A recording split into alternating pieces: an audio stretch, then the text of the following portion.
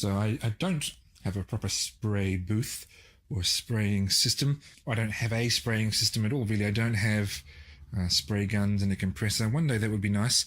So I'm relying on aerosol, which means that I can't really spray it while it's hanging. I could do that with primer because that's quite thin and it tends not to run so much, but I couldn't do that with paint, and I can't do that with the lacquer, which is what I'm in the middle of putting on now. There are a couple of coats of lacquer on this side, and you don't absolutely have to put lacquer onto a painted guitar.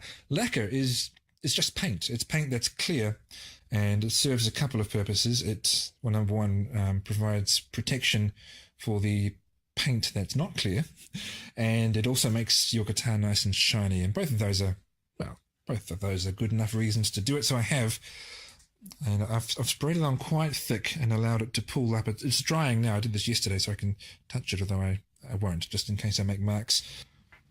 I started wet sanding the lacquer on the back of this just maybe an hour ago, and then I was called away to dinner, and I've come back and it's covered in white powder, which is of course the sanded off lacquer. Nothing wrong with that, nothing to be concerned about at all. I shall just wet the paper again and continue.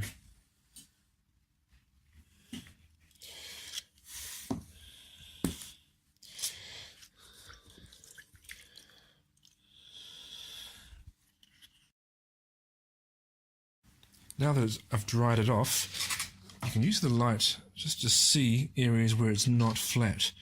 It's like that's not quite flat, and that isn't quite flat. So I'll go back and do those areas, and then when it is flat, I'll dry it off, flip it over, and do the other side.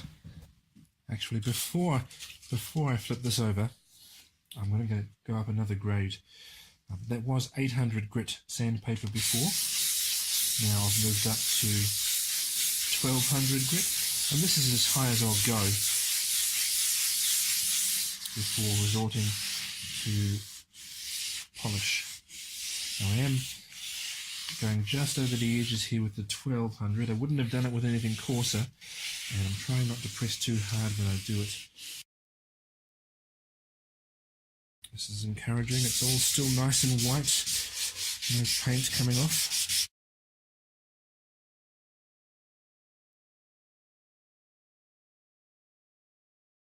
Okay, let's give this a wipe and take a look.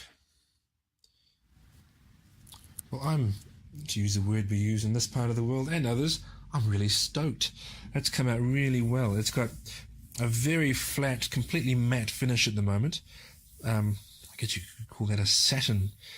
Well, maybe not quite a satin. Now, you could actually, I guess, leave the guitar like that, but I'm not. I have decided I am going to buff it up. The only areas where it's not nice and flat are areas where there was some dripping going on, and I've had to cut those off and sand those, so they're a bit more difficult to deal with. And when I sand there, I am aware that I'm touching the paint, so I won't push it. On the whole, though, that's excellent. You can see how it did look before. Much shinier, but much messier too.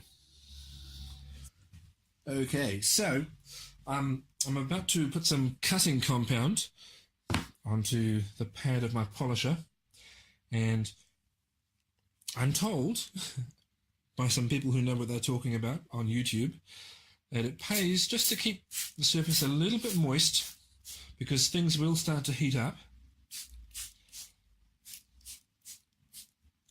And the guitar's protected by lacquer, so water's not going to do any harm there.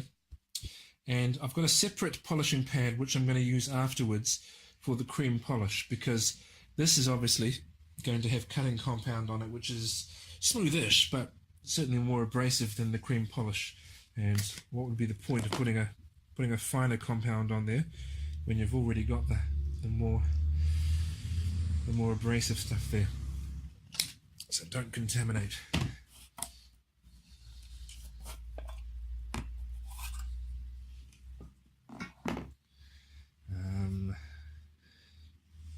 Do I have something to apply it with? Just a piece of scrap wood.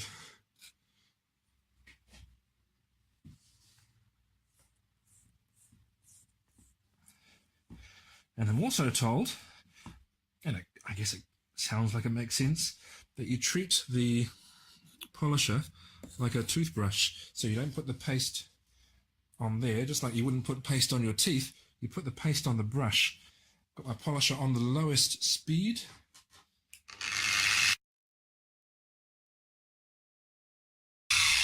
And one of the most important things with this is keep it moving. Don't let it sit in one place or it will start to burn through the lacquer. It is still a little bit damp, so I'm not terribly worried about burning just now.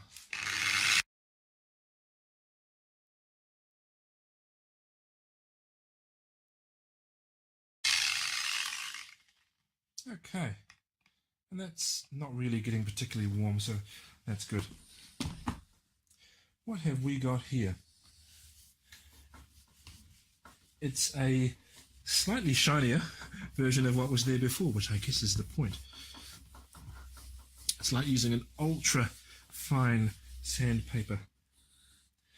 Yeah, I can definitely see that starting to reflect more. Can you see that? Maybe you can.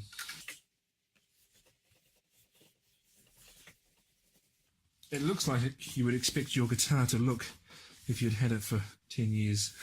Still shiny, but not perfectly shiny. Yeah, actually that looks really good.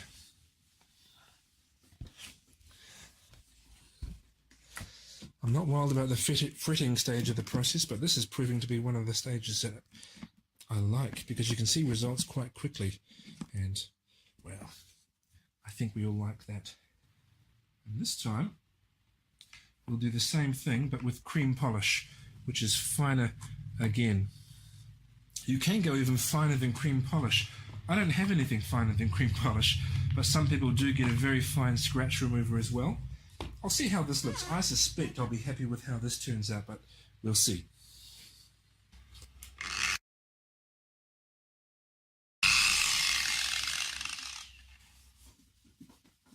And that looks, as you might expect, just a little bit shinier than last time.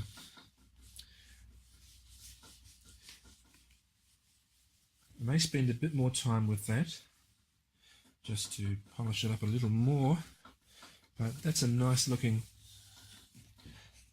shine. I can see why people use scratch removers. There are some swirl marks there, some scratch marks, which I would imagine a scratch remover would take to quite nicely. So I may yet get some of that. Another thing I may get is a wax paste. Being careful that I don't just get, a car wax. Get a wax that's pure carnauba,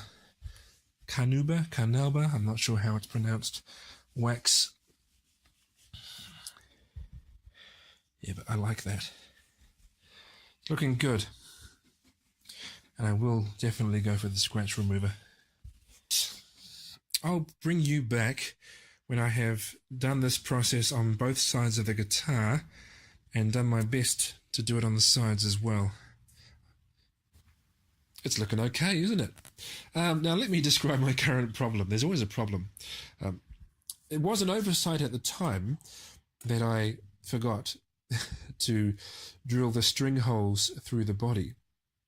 But that turned out to be a blessing in disguise, because originally the Fender Toronado was based on a 24 3/4 inch scale. That's the length of the neck, and the placement of the bridge was based on that. But just because I had this fretboard handy, I decided to use it, and it's based on a 25.5 inch scale. And I figured, no problem, I can just move the bridge.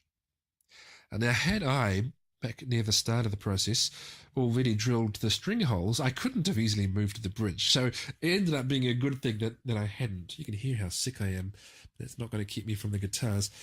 So, fine, move the bridge. Problem, very early on in the project, I had drilled some holes to indicate the bridge placement. Now, it is fixable. I will... and I'm doing this I've just done this on a current project that you haven't seen yet, the one that's coming up next. I'll fill those with some epoxy fill, and then I will tape around them put some tape on with a small hole and spray paint, just colouring those holes. Most of them will be, well, no, they won't. That one there will be covered by the bridge. Those ones there will be visible. I mean, everything about this guitar was based on a 24 3/4 inch scale, so the bridge will be something like that. Maybe I can't really move that because the holes are in the body. So there'll be a larger than desirable gap between the bridge and the scratch plate. Gosh, that's annoying. Maybe I should just get a new fretboard and do another neck. Do I really want to do that, though? What a situation to be in. Maybe I should do that. And then things will be... I mean, that would be the right thing to do, wouldn't it? I'll think about this.